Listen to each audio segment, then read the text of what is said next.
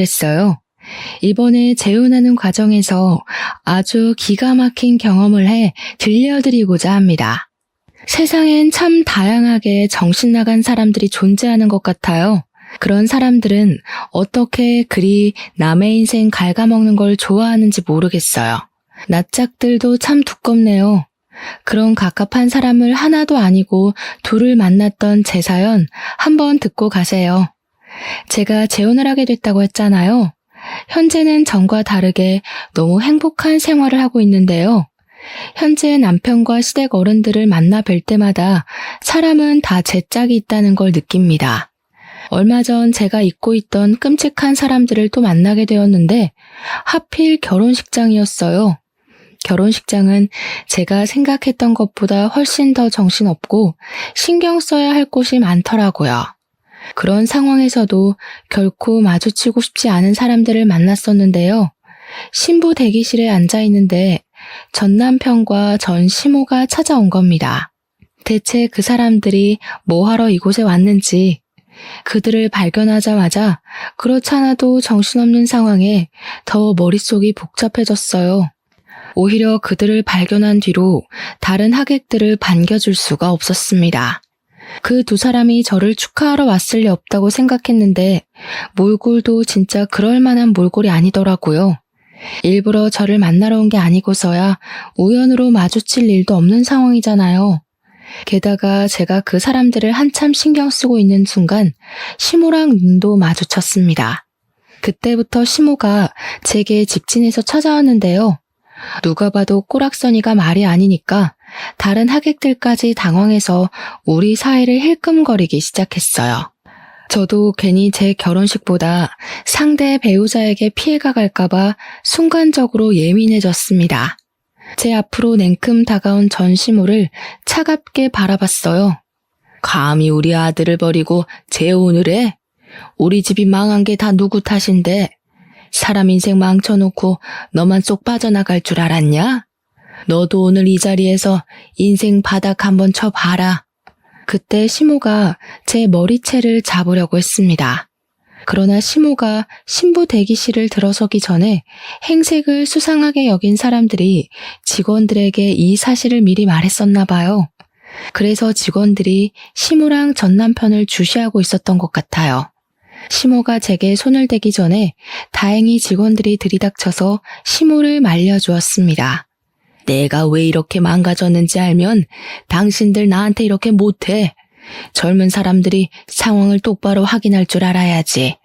당신들 엄마 일이라고 생각해봐. 당신들 엄마가 억울한 입장이라고 해도 이렇게 나올 거야? 시모가 몸부림을 치며 고함을 지르자 전 남편까지 시모를 뜯어말리기 시작했는데요. 아무래도 이 소란을 무시하기엔 무리였습니다. 남편까지 달려오고 말았어요. 이런 모습을 보이게 돼서 얼마나 창피했는지 모릅니다. 전 남편이랑 전 시모가 저 때문에 집안 망했다는 소리를 하면서 하소연을 했는데 그게 사실이었다면 제가 이렇게 사연을 쓰지도 않았겠죠. 까지 반성 못하고 저렇게 나대는 꼴이 뇌리에 너무 크게 남아있어서 소문이라도 내고 싶네요. 불과 작년까지의 일이었습니다. 전 남편과 긴 결혼 생활을 한 건 아니었어요. 1년 좀 넘게 지내다가 못 참고 이혼을 하게 된 건데요. 이혼을 오직 하나의 이유만으로 결정짓는 사람들은 없을 겁니다. 저도 그 사람들한테 쌓인 게 많았는데 그게 터져서 이혼을 한 거거든요. 기억나는 대로 말씀드려보자면 신혼여행 때가 바로 생각나네요. 결혼식하고 신혼여행 다녀올 때만 해도 별다른 문제는 없었어요.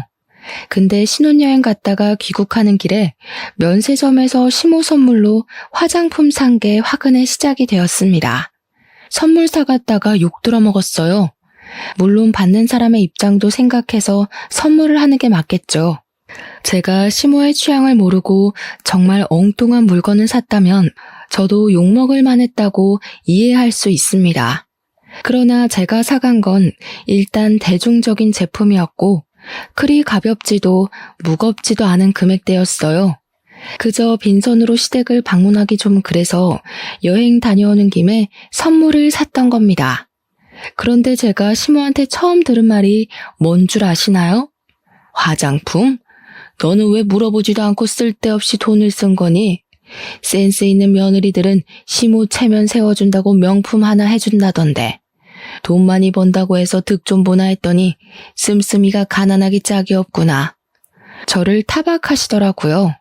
선물도 보는 사람 앞에서 뜯어보는 것까진 괜찮지만 그 선물을 대하는 표정이랑 태도가 너무 꿀사나웠어요. 그날 처음으로 시모의 욕망 그득한 모습을 보았던 거예요. 그걸 보고 아차 싶었지만 저는 이미 신혼여행을 다녀온 새댁의 처지였습니다. 아무리 선물이 마음에 안 들어도 사온 사람 생각해서 제 앞에선 조심해줘야 하는 거 아닌가요? 나이 많다고 어린 사람 앞에서 예의 안 차리는 건 옛날 방식 아닙니까? 그 와중에 남편은 눈치 없이 자기 엄마 기분 상한 것만 생각하더라고요. 너무 뭐라 하지 마. 그래도 엄마한테 잘 보이고 싶어서 신중하게 고른 건데. 다음에 명품백이라도 사주겠지. 엄마 말대로 며느리가 진짜 돈 잘 벌잖아. 제가 평범한 회사원이지만 연차가 높아서 연봉도 좀 높습니다. 공무원 아니고 사기업에서 근무하고 있었어요. 남편이랑 당연히 서로 연봉 밝히고 결혼했습니다. 제 연봉 때문에 시모가 결혼 인사하던 제게 그렇게 잘해줬던 걸로 기억해요. 제가 자기한테 돈을 많이 쓸 거라고 생각했나 봐요. 아무튼 전 그날 이후로 시모한테 감정이 꽤 상해버렸습니다. 그렇게 무례하고 이중적인 사람은 처음 봤거든요. 남편한테 시모 행동에 대해 얘기를 해도 남편은 전혀 심각하게 받아들이지 않았어요. 오히려 제가 시모 마음을 이해 못해줘서 은근 속 좁은 사람 취급을 하더라고요.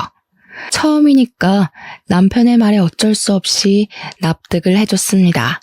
하지만 그 납득도 얼마 못 가 빠르게 걷어졌는데요. 도무지 제가 이해할 수 없는 일이 일어난 겁니다. 시댁에는 신우가 한 명 있는데요. 신우가 신혼여행 다녀와서 식구들 선물로 초콜릿을 사왔거든요. 근데 자기 딸내미라 그런지 초콜릿 하나에도 엄청 감동을 하면서 기특하게 여겨주더라고요. 그렇다고 제가 무슨 말을 한 건 아니었습니다. 그저 초콜릿을 받아서 바로 가방에 넣었을 뿐이었어요. 그런데 그걸 서운하다고 하면서 신우가 은근 저를 흘겨보더라고요. 너 지금 우리 애가 초콜릿 사왔다고 무시하는 거냐? 쓰지도 못할 화장품 사와서 처박아둘 바엔 언제든지 먹을 수나 있는 초콜릿이 낫지. 그게 뭐 불만이라고 뜯어보지도 않고 가방에 쑤셔 넣어. 초콜릿인 거 이미 다 알고 있는데 굳이 뭐하러 여러 개를 뜯어요. 남편이 뜯어놓은 거 한 입 먹으면 되는 걸. 그리고 제가 드린 선물이 마음에 안 드시는 거 알겠는데 대체 언제까지 언급하실 거예요? 어머님이야말로 저 무시하는 거 아니세요? 어머머, 얘 말하는 꼬락서니 봐라. 뭐라고? 시간 지나면 눈치 좀 생길 줄 알았더니 완전 막 나가네. 며느리면 시댁 사람 비위 잘 맞춰야 되는 거 모르니? 네, 맞아요. 제가 눈치가 없어요. 초콜릿 좋아하시는 거 미리 알았으면 초콜릿으로 사올 걸 그랬네요. 걱정 마세요. 어머님 생신 때 브랜드 있는 명품 초콜릿으로 선물 드릴게요. 이러면 비위 좀 맞추는 격이죠? 시모는 자기 딸한테 받은 초콜릿 때문에 제게 더 심한 욕을 하지도 못했습니다. 초콜릿을 들고서 저를 향해 눈을 부릅뜨고 있는데 보기만 해도 속이 시끄러워 보이더군요. 그 난리가 있고 한 달 뒤가 시모 생신이었는데 저는 정말 신우가 산 초콜릿보다 더 고가 제품을 구매해 선물로 드렸어요. 그때 전 신우가 없었을 때라서 시모가 솔직하게 자기 감정을 표출하더라고요. 제가 사준 초콜릿을 제게 던져버리며 자리에서 벌떡 일어나셨어요. 네가 사람을 아주 제대로 놀리는구나. 나한테 복수라도 하는 거냐? 어디서 이딴 게 굴러들어온 거야? 돈도 있는 사람이 더 한다더니 그래봤자 재벌도 아니면서 어지간히 몸 살인다. 어머님께서 초콜릿에 미쳐있는 줄 알았는데 그건 또 아니라니까 당황스럽네요. 어머님이야말로 재벌 사모도 아니면서 바라는 게 참 과분하신 거 아니에요? 사람은 분수에 맞게 살아야지 배보다 배꼽이 큰 걸 바라면 망하는 법이에요. 생신은 축하드리는데 앞으로 어머님 태도가 이런 식이면 내년 선물도 초콜릿일 거예요. 시모는 결국 제 당돌함에 참지 못하고 뺨을 날렸습니다. 자기 생일을 망쳐놨다면서 저보고 꺼지라고 했어요. 본의 아니게 시모의 생신에 최악의 기억을 선물해 드린 셈이었습니다. 거기서 저는 시키는 대로 시모한테 인사하고 나왔는데 남편은 저를 따라 나오지 않았어요.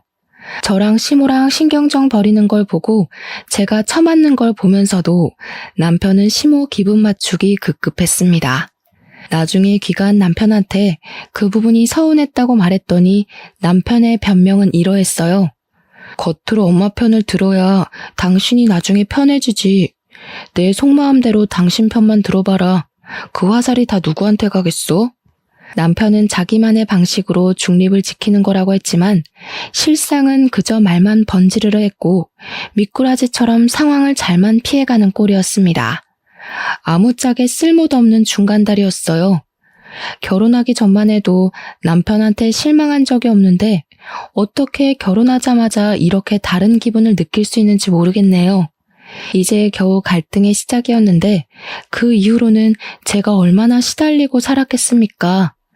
일단 남편이 갈등을 싫어했기 때문에 제게도 딱히 시비를 걸던 때는 아니었어요. 오히려 다툼 안 나도록 이쪽 저쪽 비위를 맞춰주던 시기였죠. 그래서 저도 남편한테 딱히 화를 많이 냈던 건 아니었습니다. 차라리 그런 박쥐 같은 모습만 보였다면 제가 어떻게 참아보려 했을지도 몰라요. 그러나 남편이 본격적으로 사고를 치기 시작하면서 제 스트레스의 원인이 되는 사람은 둘로 늘어나 버렸습니다. 남편이 저와 한마디 의논도 없이 직장 동료와 다툼으로 회사를 때려치운 겁니다. 성질머리를 참지 못해서 욱했던 거예요. 그러면서 뒤이어 하는 말은 아주 철부지가 따로 없었는데요. 나 사업하려고 도무지 나랑 안 맞는 사람들이랑 일하는 거 신경질 나서 못하겠어. 나도 나이 먹을 만큼 먹었는데 언제까지 남 눈치 보면서 참고 살아야 돼? 당신이 나 좀 도와줘. 장인어른이 아파트 당신 명의로 해줬잖아. 그거 담보 잡아서 대출 좀 받자. 내가 사업 대박 터뜨려서 당신 호강시켜줄게. 정신 나갔어? 당신이 사업에 대해서 뭘 안다고 사업을 해. 그러다 더 큰일 나면 어쩌려고. 빚더미 앉은 집안 중에 사업한 사람이 대다수야. 사업이란 게 자기 혼자만의 문제가 아니잖아요. 가정이 있는 사람이 마치 잃을 거 없는 것처럼 무모한 도전을 하려고 하길래 기가 막혔습니다. 직장 동료랑 싸워서 홧김에 사표 낸 것이 잘한 일인가요? 이럴 때 기죽어서 수그리고 들어가면 직장에서 무시당한다며 떵떵거리는데 정말 한심해 보였습니다. 남편의 쓸데없는 용기 때문에 우리 가정을 위태롭게 만들 수는 없어서 저는 남편의 그 제안을 바로 거절해버렸어요. 그랬더니 남편이 시모한테 그 사실을 얘기한 겁니다. 우리 사이의 문제인데 왜 시모까지 끌어들이는 건지 모르겠어요. 덕분에 이건 더 이상 부부의 문제가 아니라 집안의 문제로 커져버렸습니다. 시모가 우리 집을 찾아와서 남편이 했던 사업 얘기를 하기 시작했는데요.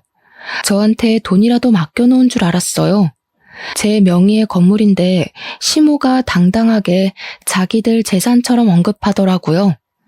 우리 아들이 원하는 대로 다 해주는 게 좋을 텐데 네가 사업에 대해서 뭘 아니? 어차피 우리 아들 잘 되면 너한테도 좋은 거 아니야? 대체 무슨 근거로 미쳐넘는 자기 아들의 사업을 지지하고 있는 건지 이해가 안 되었어요. 사업에 대해서 모르는 건 시모뿐만 아니라 남편도 마찬가지였거든요. 모르는 게 상책이라는 말도 있지만 사업만큼은 그런 말과 관련 없다고 생각했습니다. 그래서 시모의 설득에도 저는 그저 싫다고 거절했어요. 그랬더니 시모가 퇴근하고 나서 저녁마다 시집살이 시키려 작정하고서 저희 집을 찾아오더라고요. 남편도 시모와 같은 뜻인 입장이라서 멋대로 집 비밀번호를 알려준 거였어요. 그때부터 저는 남편과 제대로 등을 지기 시작했습니다. 제가 일방적으로 남편을 무시하려고 했어요. 저를 그렇게 압박해오면 제가 항복할 줄 아는 것 같더라고요. 그런다고 한들 사업이 누구 집 개 이름도 아니고 능력 없는 사람들 입에 오르내릴 만큼 가벼운 일이 절대 아니라고 생각했으니까요. 하지만 시모의 간섭과 고나리질이 스트레스인 건 어쩔 수 없었습니다. 저도 일을 하는 사람이니까 직장에서 받는 스트레스가 있을 거 아니에요. 퇴근하고 오면 좀 쉬고 싶은데 시모가 저를 기다리고 있으니 스트레스가 배로 끓어오르더라고요. 너무 쉬고 싶어도 시모의 주둥아리가 제 뒤를 쫓아왔습니다. 먼지가 너무 많다느니 설거지거리가 잔뜩 쌓였다느니 반찬은 왜 이렇게 부실하냐느니 말이죠. 제가 집안 청소를 안 하는 것도 아니거든요.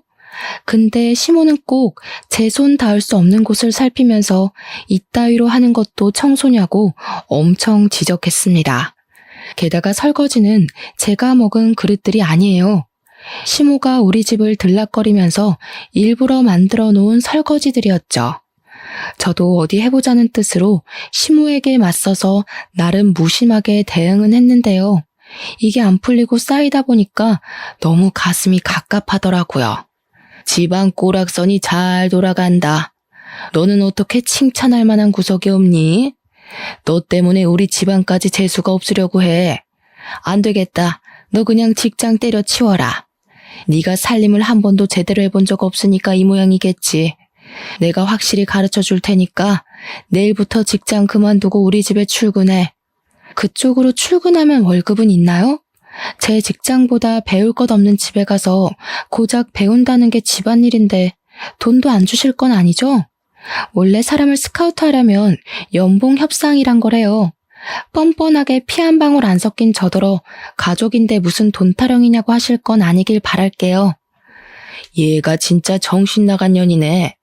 우리한테 돈도 안 써. 제 남편 사업도 못하게 해. 하물며 나한테 명품이라도 하나 해준 적이 있니? 잘하는 것도 없고 예쁜 짓도 안 하는 것이 무슨 돈 타령이야. 시애미가 하라면 그렇게 하는 거지. 제가 앞으로 어머님을 어머님으로 안 모시겠다고 하면 그만 아닌가요? 저 어머님한테 예쁜 짓 할 생각 없고 비위도 안 맞추고 싶어요. 어머님한테 며느리로 인정받고 싶지도 않고요. 그러니까 앞으로 저한테 아무것도 기대하지 마세요. 사서 실망하기 싫으시면. 제 말에 시모가 또 눈을 부릅떠 보였는데 그거 무시하고 방으로 들어갔습니다. 안 그래도 시모가 가만히 있질 않고 따라오려고 하더라고요. 문 잠그고 쉬었어요. 안방에도 화장실이 있으니까 그곳에서 한참 씻고 나왔습니다. 방 밖에 조용한 것 같길래 문 열고 나가보니까 남편밖에 없더라고요. 제가 방에서 나오자 잠깐 외출했던 남편이 표정 굳은 채로 제게 다가왔어요. 나를 그렇게 못 믿을 거면 나랑 결혼 왜 했어? 우리가 남도 아니고 내가 무조건 성공시켜줄 수 있다니까. 왜 안 믿어줘? 나는 당신이 내조 못해도 아무 말 안 했고 우리 엄마한테 예의 없게 굴어도 최대한 참았어. 너는 네가 하고 싶은 대로 살아야 되고 나는 그러면 안 되냐? 와, 피해자인 척 잘한다. 네 말에 억울함은커녕 이기적인 내용밖에 없는데 어쩜 그렇게 손해보고 있는 얼굴을 할 수가 있어? 당신이 이렇게 연기 잘하는 사람인 줄 몰랐네. 어머님한테 들었는지 모르겠는데 나 진짜 마지막으로 경고하는 거야. 난 사업 절대 반대야. 제가 매번 똑같이 경고를 했더니 남편은 그렇게 저한테 항복하는 듯 했습니다. 더 이상 안 따졌거든요. 신혼집 비밀번호도 바꾸었어요. 시모한테 또 집 비밀번호 알려줄 생각이면 친정 가서 지내겠다고 했는데 그 뒤로 시모가 집을 안 찾아오더라고요. 시모한테 연락은 딱히 없었지만 시모 전화번호도 그냥 다 차단했습니다. 그리고 한동안 남편이 잠잠하길래 저는 그가 다시 취직 준비를 하고 있는 줄 알았어요. 일자리도 없는데 매일 외출을 하더라고요. 그런데 그마저도 제 착각이었습니다. 남편의 똥꼬집이 어디 갈 리가 없는데 아니랬어요. 그동안 남편은 사업에 단 1%도 미련을 못 버렸던 거예요. 결국 사업장을 차리게 되었다고 저한테 먼저 말을 걸더군요. 무슨 돈으로 했냐니까 시모가 시댁을 담보로 잡고 대출을 받았다고 하는 겁니다. 시댁 재산은 오직 아파트밖에 없거든요. 근데 비전 없는 남편한테 전 재산을 걸고 자금을 해결해 줬다네요. 벌써 사무실까지 다 꾸려진 상태로 제게 말을 하는 거였어요. 할 수 없이 저도 체념하고 들었던 것 같아요. 우선 정확하게 뭐 하는 사업인지 몰라서 물어봤습니다. 그런데 물어볼 때마다 남편이 이상하리만큼 예민하게 반응하는 겁니다. 왜? 내가 어디 음지에서 돈 벌어오는 걸까봐? 네 돈 빌려서 하는 것도 아닌데 아직도 의심이 많다? 어차피 넌 말해줘도 모르는 사업이야. 남자가 하는 일에 일일이 신경 쓰지 마. 그래, 알아서 잘해봐. 나한테 도와달라고 손만 안 벌리면 돼. 나 분명 말렸는데 무시하고 시작한 건 당신이니까 내 탓도 하지 말고. 남편은 아주 자신감이 넘치는 상태였습니다. 대체 무슨 일을 하길래 저렇게 성공을 보장하는 건가 궁금하기도 했어요. 그렇지만 더 물어보진 않았습니다. 굳이 가라앉힌 갈등을 다시 들추고 싶지 않았거든요. 그렇게 불안감만 안고서 시간을 보냈는데요. 의외로 남편 사업이 정말 잘 되는 건지 돈을 꽤나 버는 것 같더라고요. 사업 시작한 지 2달 만에 생활비만 무려 월 300만 원씩 턱턱 갖다 주는 게 아니겠어요? 이렇게 큰 돈은 어디서 났어? 정말 당신이 사업해서 벌어온 돈이야? 그렇다니까. 이제야 남편 능력 좀 믿겠냐? 앞으로 더 승승장구할 날만 남았으니까 벌써부터 놀라지 마. 우리 빚 다 갚고 나면 당신 일 그만두고 집에서 쉬어도 돼. 솔직히 남편을 많이 얕봤는데 좀 충격이었어요. 정말 사업이 더 잘 맞는 사람이었나 싶었고 그동안 사업을 말렸던 제가 잘못 판단했던 거라 생각하기까지 했어요. 어떤 사업을 하는지는 그때까지도 몰랐지만 좋은 게 좋은 거지 하고 생각해서 남편이 주는 생활비를 고스란히 받았습니다. 마치 부자가 된 것처럼 행복하게 사치를 부렸고 먹고 싶은 거 다 먹어가며 펑펑 썼죠. 남편 일이 잘 풀리자 시모와의 관계도 저절로 회복이 되었는데요. 시모는 저에게 남은 앙심이 큰지 마치 재벌 사모라도 된 것처럼 저한테 자부심을 부리기 시작했어요. 그게 저의 심기를 불편하게 만들었고 자기 아들 믿고 제게 함부로 하기만 하는 시모한테 점점 질려갔습니다. 그 와중에 짜증났던 건 남편이 또 시모한테 집 비밀번호를 알려줬다는 거예요. 내 아들 돈으로 펑펑 놀고 먹는다면서? 네 돈 주기는 싫고 내 아들 돈은 쓰고 싶나 보지? 그렇게 돈 좋아할 거면서 뭐하러 쎄님인 척 딱딱하게 굴었대? 앞으로 우리 아들이 돈 필요하다고 하면 군말 없이 대줘라. 알겠니? 제 돈을 왜 어머님이 이래라 저래라 하세요. 그때 돼서도 결정은 제가 해요. 그리고 사업은 길게 보는 거지 시작 때 성공했다고 쭉 성공하리란 법 없잖아요. 벌써부터 긴장 놓지 마세요. 남편이 돈을 많이 벌어다 주니까 시모 입장에선 제가 그만 꼬리를 내리고 넙죽 엎드려야 한다고 생각한 것 같아요. 저도 남편이 생활비를 많이 가져다 주면 좋죠. 그런데 그걸로 비굴해지긴 싫거든요. 그래서 저만의 소신을 끝까지 굽히지 않았던 건데 시모가 그게 마음에 안 들었나 봐요. 아들이 자기의 유일한 방패막인지 제 행동을 과장해서 남편한테 고스란히 말하더군요. 남편 역시 제 편은 아니었어요. 남편도 돈 때문에 제가 굽히고 들어오길 바랬습니다. 자기 돈 많은 걸 자꾸 내세우면서 허세를 엄청 부렸고요. 자기 엄마 무시하냐고 엄청 많이 발끈했어요. 두 사람의 갑질이 기분 나빴지만 그래도 남편이 생활비를 많이 주니까 그냥 참았어요. 그렇게 날을 보내던 어느 날이었어요.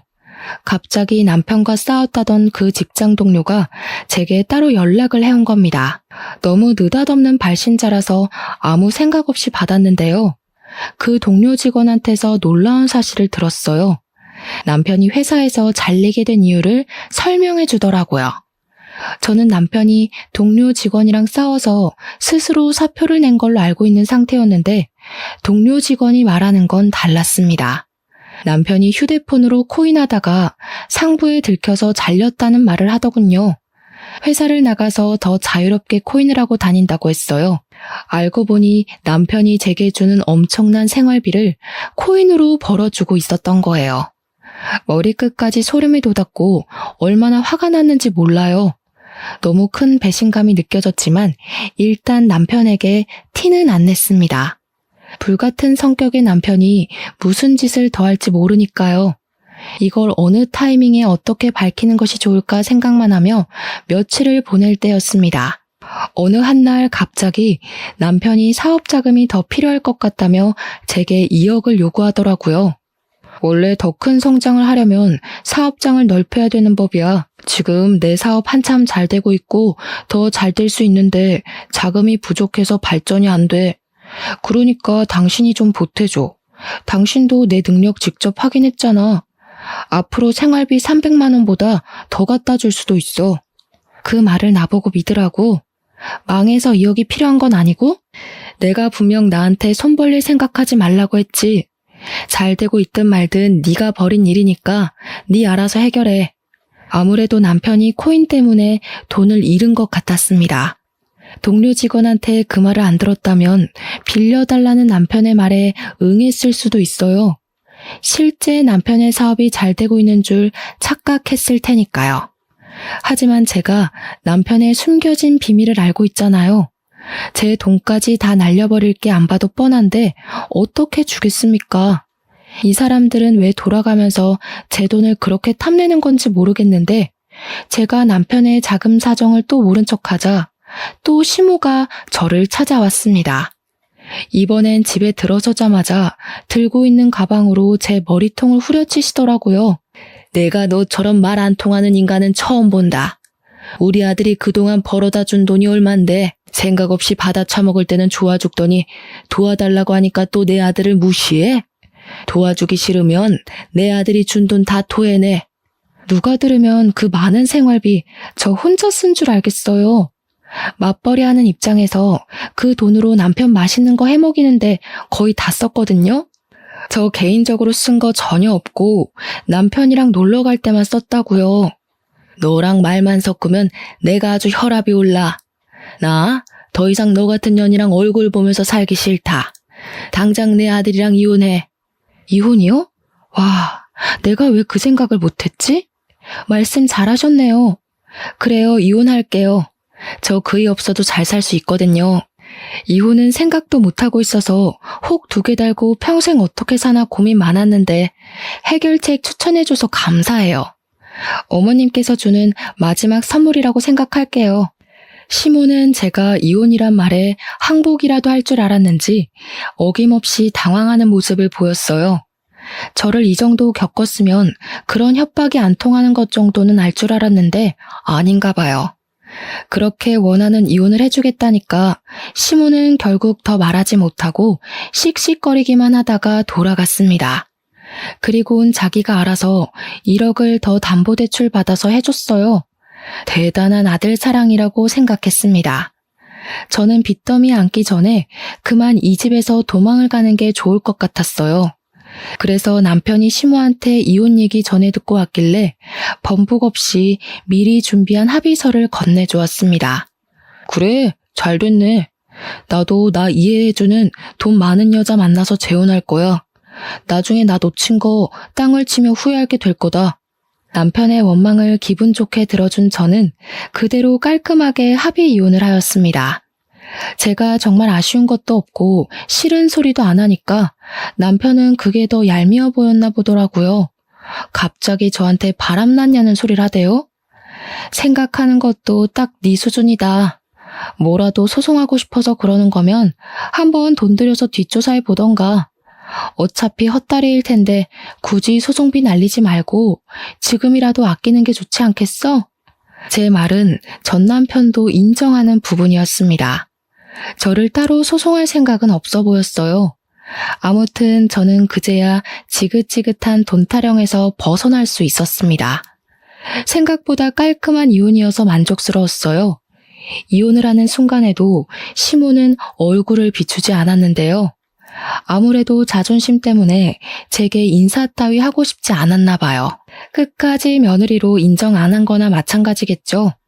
그러거나 말거나 어떻게 생각하든 더 이상 제 삶에 그들을 끼워넣고 싶지 않았어요. 이제 다시 솔로의 삶을 얻었으니 행복할 일만 만들고 싶었습니다. 제가 이전부터 세계 일주하는 게 꿈이었는데 생각도 정리할 겸 시기가 딱 적당한 것 같더라고요. 그래서 이혼하자마자 가장 먼저 시행한 것이 바로 여행 티켓부터 끊는 거였어요. 시간이랑 경비 때문에 세계 일주까진 못하고 아시아권만 돌았습니다. 세상 사는 게 이렇게 재밌고 행복하다는 걸 그때 처음 느꼈어요. 한국으로 돌아올 때쯤엔 막대 먹은 두 모자는 이미 제 머릿속에서 지워진 상태였습니다. 한국 와서도 저의 행복한 시간은 쭉 이어졌어요. 늘 배우고 싶었지만 마음에 품고만 있던 수영도 정기권을 끊었고요. 퇴근하고 집에 가면 영화 한 편 보면서 행복함을 느꼈습니다. 이혼만이 제가 사는 길이었는지 좋은 일은 끊임없이 이어졌어요. 저 이혼하고 얼마 안 가 승진도 했잖아요. 어쩜 이렇게 행운만 따르는지 모르겠어요. 제가 결혼한다고 직장 그만뒀으면 어쩔 뻔했습니까? 행복한 시간이 길어질수록 과거의 상처는 더 빨리 잊혀갔는데요. 어느 날 직장에서 제휴 맺은 리조트에 할인가로 갈 수 있다는 공고가 올라왔어요. 휴양지를 좋아했던 저는 당장 신청했습니다. 혼자 놀러가서 그동안 배웠던 수영 연습도 했었어요. 그런데 그곳에서 그만 사고가 나버린 겁니다. 수영하다가 쥐가 내려서 그대로 물속에 빠져버렸어요. 물에서 쥐가 나면 왜 큰일 난다고 하는지 그때 강하게 느꼈습니다. 제가 아무래도 앞으로의 운을 그날 다 쓴 게 아닌가 싶은데요. 제가 빠진 순간 저 혼자 있었던 게 아닌지 어떤 남자가 저를 바로 구해주었어요. 그런데 거기서 끝난 게 아니라 그 남자와 의외의 인연이 돼서 통성명을 하게 되었습니다. 대화를 하다 보니 알게 된 건데 그 남자는 한 회사에 사장을 하고 있는 사람이었어요. 아빠한테 회사를 물려받은 지 2년이 되었다고 하더라고요. 저랑 또래였는데 벌써 오너 자리에서 큰일을 하고 있다니까 존경스러웠습니다. 그 뒤로 여행하는 동안 그 남자와 연락을 많이 했어요. 솔직히 그 남자가 무슨 마음으로 그러는지 알겠더라고요. 그의 마음이 좀 부담스러웠는데 그건 지난날의 상처가 떠올랐기 때문이었어요. 두 번 다시 남자를 사귀고 싶지 않았거든요. 혼자가 편하다는 걸 알았고 결혼은 제게 아무짝에 쓸모없는 문화라는 것도 알았으니까요. 그래서 제 마음을 솔직하게 말씀드렸어요. 하지만 그 리조트 남자분이 쉽게 물러나질 않더라고요. 자신이 은인이라는 이유로 계속 밥 한 끼 하자며 연락을 지속했습니다. 원래 은인이랑은 평생 가야 하는 거라는 농담까지 하면서요. 저보고 친구로만 지내도 좋으니까 연락만 하자길래 할 수 없이 만남을 이어갔죠. 그렇게 마지못해 연락하다가 마음이 움직여서 연애까지 하게 된 겁니다. 사귀기까지 한 2년은 걸렸어요. 그동안 기다려준 남자에게 감동한 부분도 있어서 마음이 움직였던 것 같네요. 그분은 제가 이혼한 여자라고 해도 개의치 않아 하더라고요. 그것도 좀 신기하긴 했어요. 그리고 그 남자도 한번 갔다가 온 남자라고 했습니다. 전처가 의부증이어서 이혼했다고 하더라고요. 차라리 잘 됐다고 생각했어요. 저만 이혼녀 입장이면 남자한테 너무 미안할 것 같았거든요. 서로 이혼의 상처를 보듬어 줄 수 있으니까 제 마음이 더 열렸던 것 같습니다. 그렇게 연애 2년 만에 갑자기 이 남자와는 진짜 잘 살 수 있겠다는 마음이 들었어요. 정말 위험하게도 결혼의 감정이 들었다는 거죠. 취미생활도 비슷했고 제가 뭘 하던 전부 이해를 해주니까 한 번도 느껴본 적 없는 다정함을 많이 느꼈습니다. 그 남자 옆에 있으면 마음이 저절로 따뜻해졌어요. 그리고 무엇보다 시부모님이 사업체를 이끄는 사람이다 보니까 재산도 꽤나 있으셨고 가정이나 노후도 탄탄하게 대비가 되어 있는 분들이라 다른 걱정이 없었습니다. 그걸 남자가 더 많이 어필해줬어요. 저한테 아무것도 하지 말고 몸만 오라고 하더라고요. 손에 물 한 방울 안 묻히게 한다는 약속은 못하겠지만 2번이나 같은 상처 받게 하는 일은 절대 없을 거라고 약속까지 해주었습니다. 시집와서 알콩달콩 살아보자는 남자의 말에 저는 끝내 재혼을 결심했어요. 생명의 은인이 제 남편이 된 거죠. 그리고 결혼을 준비하는 과정에 축복이 찾아왔는데요. 제가 임신까지 하게 된 겁니다. 그렇잖아도 재혼으로 축하받고 있었는데 완전 겹경사였어요. 무엇보다 시부모님이 가장 크게 축하해 주셨습니다. 저보고 고생했다면서 외제차를 한 대 뽑아주는 거 아니겠어요? 너무 과분한 선물이라 괜찮다고 말렸지만 시모가 제 두 손을 꼭 잡으면서 자기 아들이 이렇게까지 많이 웃는 건 처음 봤다고 저보고 은인이나 다름없다고 하더라고요. 남편이 이혼하고서 몸도 마음도 많이 상했었나 봅니다. 시모가 남편 걱정으로 두 발 뻗고 잔 적이 없다고 했어요. 저를 만나고부터 남편한테서 다시 화색이 돋았는데 시모한테는 그게 그렇게 세상을 다 가진 것 마냥 고마웠다고 하네요. 그러면서 시모가 앞으로 힘든 일 있으면 절대 참지 말고 자기한테 말해달라고도 했어요. 이혼녀란 저의 꼬리표가 보기 싫을 수도 있을 텐데 시모는 그런 소리 한 번도 하지 않았고 그저 저만 보면 예쁘다는 소리만 남발하셨습니다. 결혼이 두 번째인데도 그런 관심은 처음 받아서 당황스럽다가도 행복했어요. 그렇게 결혼식 당일이 되었어요. 시부모님의 힘으로 결혼식이 아주 성대하게 열렸습니다. 그리고 그곳에서 초대하지 않은 손님들이 찾아오고 말았어요. 너무 기쁜 날에 제 기분을 다 망치는 두 사람이 나타나고 만 겁니다. 바로 전 남편과 전 시모였어요. 이혼하고 처음 보는 자리였는데 그게 하필 제 결혼식이었네요. 상상만 해도 최악이지 않습니까? 아무튼 멀찍이 있는 그들을 먼저 발견한 저는 처음부터 아는 체를 하지 않았어요. 일단 전 남편이랑 전 시모의 몰골이 누추한 게 옷도 꽤 제재했어요. 어디 며칠간 노숙한 것 같은 꼬락선이라서 좀 놀랐습니다. 딱 보니까 전 시모가 뒤늦게 전 남편한테 투자한 전 재산마저도 날린 것 같은 모습이었어요. 그렇게 그들을 몰래 쳐다보다가 전 시모가 저랑 눈이 딱 마주쳤을 때 신부 대기실로 쳐들어온 겁니다. 앞서 말씀드렸던 것처럼 시모는 저 때문에 인생 망했다고 제 손에 들린 부케를 내던지며 말을 했죠. 결국 전 남편과 재혼할 남편까지 신부 대기실로 다 모이는 상황이 발생했어요. 남편에게 이 꼴을 안 보이고 싶었는데 얼마나 수치스러웠는지 모릅니다. 남편은 제게 왜 그러냐고 이 사람들이랑 무슨 사이냐고 묻길래 저 솔직히 말해줬습니다. 내 전 남편과 전 시모라고 말이죠. 그러니까 제 사정을 다 아는 남편의 인상이 세게 구겨지더라고요. 남편이 전 남편한테 한마디 하려고 했는데 그 순간 아무 말도 못하고 다시 입을 닫아버렸습니다. 남편은 전 남편이 아닌 전 시모를 한참 보면서 무언가를 떠올리는 표정을 하였어요. 그러다가 생각하려던 게 떠올랐는지 남편이 저한테 귓속말을 하더라고요. 우리 회사 화장실 청소하시던 아주머니 같은데 내가 이력서 보고 뽑았던 기억이 있어.